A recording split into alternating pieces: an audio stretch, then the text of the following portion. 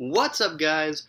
Welcome back to King Kraken Sports. Mike here, and yes, I know it's been a while since I did a video. My school schedule is just really not conducive to trying to do this on a regular basis. I'm happen to be on study week this week, and this is one of the few times I haven't really just been entirely focused on study, and I figured, just to let you guys know, I am still in fact alive, and this channel does still exist. We're also at the midway point of the college football season, and that means that draft Twitter and draft takes really are starting to finally take shape. So I figured now's as good a time as any, so we're going to do kind of a stock up, stock down. So we're doing 5 entries for stock up, 5 entries for stock down. We'll start on a positive side, and I think the first guy that we need to talk about is Luke Falk out of Washington State. We all had questions coming into the year, or at least most draft opinionists had thought coming into the year that Luke Falk may not exactly fit an NFL-style offense. He's kind of that Mike Leach air raid offense, high completion percentage. He's right now around that like 70 to 75%. He throws the ball about 70 to 80 times a game. It seems like Washington State never runs the fucking ball.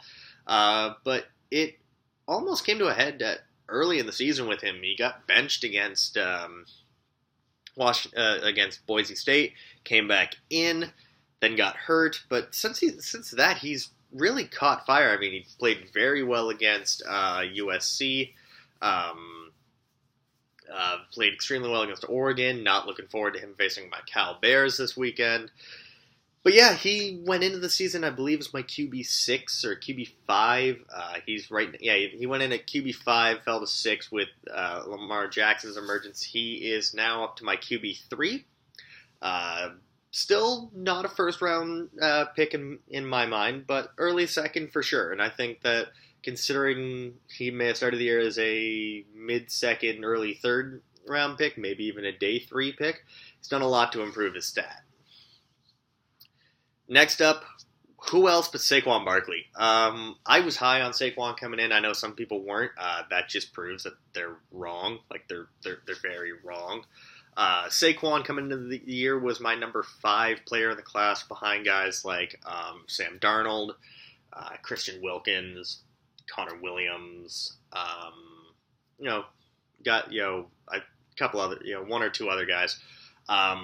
Now he is my number 1 overall player, and it's not even close. Saquon is by far the best player in the country, the best player in the draft.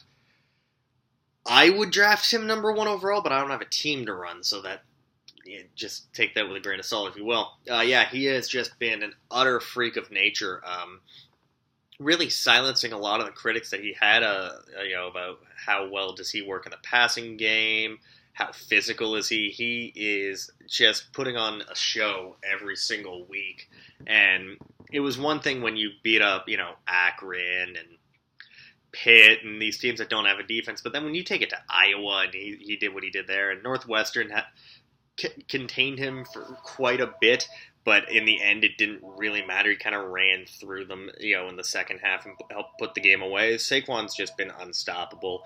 I would say he should win the Heisman, but what do I know? I think Saquon went in as a definite top 15 lock. I think now we may be talking as a top 5 lock. He is better than Fournette and Zeke and Gurley and Gordon and those first-round running backs we've seen the last couple of years. Next up, this is kind of cheating. The Georgia linebacking crew in general. None of these guys were on my radar coming into the season. Davin Bellamy was someone I had watched 1 or 2 games on from last year and was relatively impressed, and he has done more of the same this year. But Lorenzo Carter was someone who was not on my radar whatsoever. No one was talking about him, and now he has catapulted himself into probably second-round consideration this year. And then Roquan Smith, their middle linebacker. I had never heard of him until 2 weeks ago, and then I went back and watched every Georgia game from a defensive perspective, and this dude flies to the ball. He's a little undersized, about 5'10", 5'11", 215, has a body where he can put on more weight, but he just flies to the ball and is involved on every play, and it's beautiful to watch. I think that he's Uh, in my top 30 for sure. In fact, just taking a look at the big board overall, he checks in at 27. So he's just on the edge of a first-round grade. He's my linebacker 2 right now, having a fantastic season. If he keeps this up, he may be starting to challenge Malik Jefferson soon. Next up, Simi Cobbs out of Indiana. Not someone I had, on my board whatsoever coming into the season because he had missed all of last year. Then he just decided that Randy Mossing everyone on Ohio State was fun and made a huge jump, and he's done pretty well in his game since. Nothing really to stand out, but he's definitely put himself in the conversation of a really weak wide receiver class when I looked at it. But yeah, he's just done a lot to help himself going forward. Unfortunately, quarterback play has not really helped him. Last up in the stock up section is Bradley Chubb, the defensive end from North Carolina State. Someone who was in my top 25-ish when we started the season, like top 25 to top 35 probably.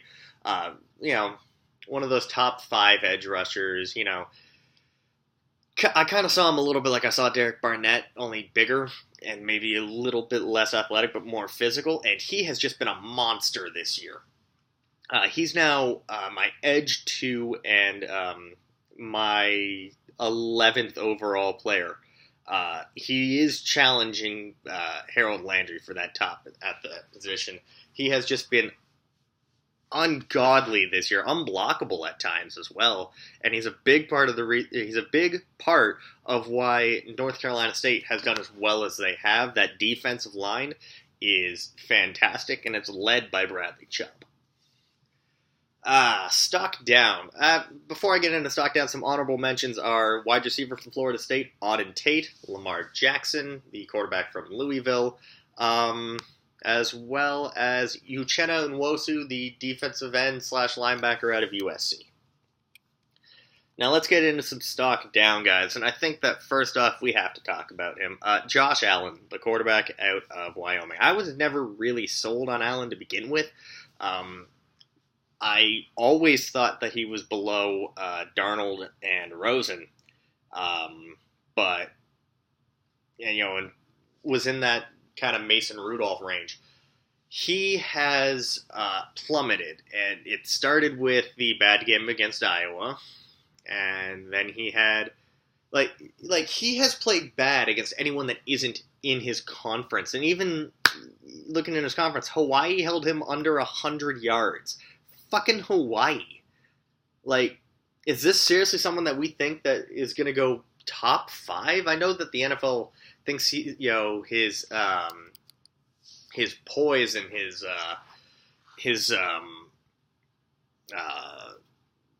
traits are worthy of a top 10 pick, but that's bullshit, man. Watch the tape. He's been bad. I kept him in that area, I kept in the back of my head the traits that they're looking for, and that's the only thing that's keeping him in the top 50 in my board. He has been awful this year, just truly terrible, and there's no reason for an NFL team to try to attach themselves that early. You look at other quarterbacks: Darnold, Rosen, Mason Rudolph, Luke Falk, Lamar Jackson. And you know what? Looking at the rest of the quarterbacks, Mayfield may be less of a head case than Josh Allen, because I think Josh Allen gets in his own head. Ryan Finley, who you can get later, Nick Fitzgerald, who you can get later, Matt Linehan, who you can get later. All of these guys are less of a head case than Josh Allen, because it seems like as soon as things aren't going his way, he's in his own head, and it's destructive to watch. And I keep hearing his weapons are gone. Okay, but look at UCLA. What does Josh Rosen have? He's got no weapons to throw to either. So can we stop making excuses for just horrible tape and just call it what it is? It's fucking horrible tape. Speaking of horrendous nosedives, let's take a look at Arden Key out of LSU. Again, not really someone I wanted to anoint at the beginning of the year. Harold Landry has been my edge 1 this entire process. Arden Key was, when I was watching his tape from last year, I saw he was too small. And he was like 220, 225, 6'5". And I got worried because, like, you know, guys like Deion Jordan, Barkevious Mingo have fit that mold of being really tall but not having any sort of size to them, and then they get mauled at the next level. He knew that. He came in at 260. He looks slow and unathletic, and he has not impressed in the few games he's played. And plus, there's questions off the field with him about does he really love the game, and I don't know. I've never met Arden Key. I'm just a guy here in Canada. I will never meet Arden Key. But at some point, man, like, he's got to turn it together. He's now my edge 6, and it's purely based off potential at this point. I'm just hoping that light turns on and he's able to get it going. Next up is Martez Ivey, sticking in the SEC. Martez Ivey came in, and I wasn't sure what to make of him because he was, highly touted tackle out of high school. Went to Florida, started playing guard just due to the logjam they had at offensive tackle. Now he's playing offensive tackle, and he's not playing it well at all. I actually still have him as a guard, and I've had him as a guard this whole process. He started behind Quentin Nelson at guard, as far as in my top 5 rankings. He is now behind Nelson, Cody O'Connell out of Washington State, Braden Smith out of Auburn, Will Hernandez out of UTEP, and Isaiah Wynn out of Georgia. That is offensive guard 6, and that is from a top prospect, one of the top 10 recruits coming out in his class. Like, he has not played well this year at all. He is a turnstile. He has been almost useless on that offensive line for Florida, and it is not looking good for him, for his future right now. Cortland Sutton out of SMU. Now, hey, this one's going to draw some major league flack from some people, but I don't care. He has put up some very good numbers. That is true. He had, I think, 200 yards in one game, like 4 touchdowns in another game. But they were against teams like UConn, North Texas. When you're facing directional Texas, you're not really going to be facing the stiffest competition. So I didn't know what to do with that. And so I went and watched SMU versus TCU. And TCU held him to 1 catch for 0 yards, which means that if he's facing any sort of competent defense, it's a lot like Josh Allen in that his production just falls off a cliff. And they erased him. And it was not pretty. And if you can't compete against even mediocre to good level corners, and instead all of your production is coming against schools that have no business being on the same field even as SMU, that doesn't speak well. And my final stock down goes to Draft Twitter as a whole. Now, I've never considered myself a part of Draft Twitter, one of these experts or anything. I do this because this is just what I like to do. I watch tape. Like, to me, Draft Twitter is someone who watches, watches all these games, live tweets while they're watching the game, puts up, GIFs during the game to illustrate some point that they're trying to make, or will get into Twitter arguments over which prospect is better than which, or if, someone has a different opinion than them, then they'll just, send this giant rant about why this person's an idiot. Like, well, no way could anyone possibly think that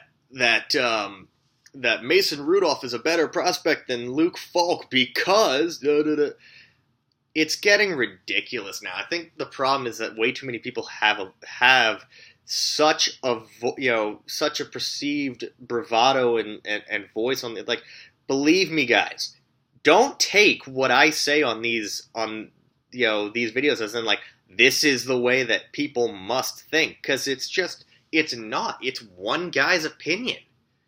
And I think too many people get caught up. And like these are the same people. I'll give you 2 examples from even this morning.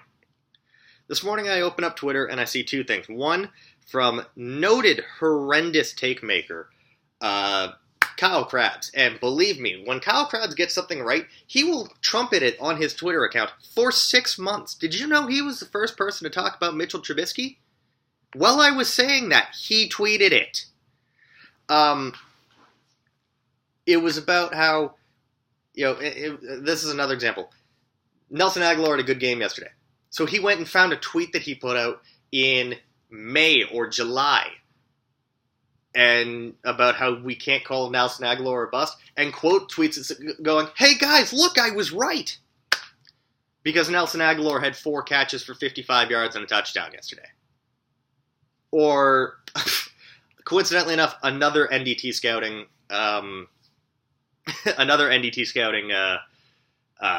area scout or whatever they want to call themselves, the other day has a 25-minute podcast about how we can't label players as busts too early into their careers, because people called Jared Goff a bust. He's playing very well. People called Carson Wentz a potential bust, and he's playing well. And about how you can't do that. But he puts out a tweet last night saying, well, I seem to be the only person who was right in saying that Christian McCaffrey shouldn't have been a top 10 pick. Look at what he did. He's done nothing in the run game. Yeah, well, he's been a very good asset in the passing game for them. He's also got Jonathan Stewart in front of him and no offensive line. It's this, I've mentioned it before, it's attention grabbing. It's trying to get more clicks, more retweets, more likes, rather than actually having any breadth to your fucking argument. And I think that over the last couple of years, we've stopped, as a whole, outside of those who actually work for major publications like a DraftWire Luke Easterling, like a Matt Miller from Bleacher Report, Daniel Jeremiah, and Mike Mayock from NFL Media.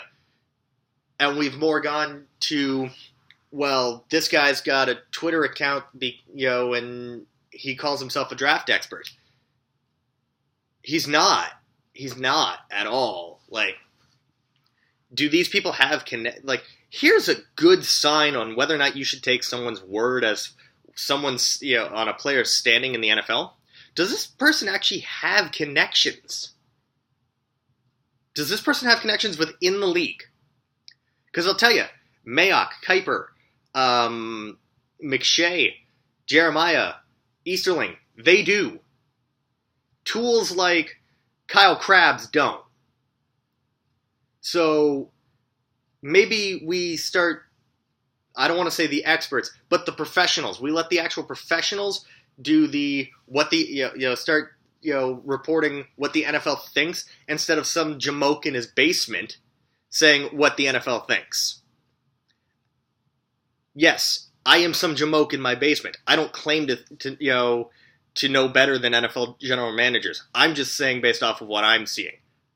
There are people there that are in the same situation as I do who actually believe that they should be on the next phone call for a general manager's job because they have a Twitter account where, and they tweet. That's going to do it for today, guys. As always, like, comment, subscribe. Tell a friend, tell another friend, and I'll see you again next time.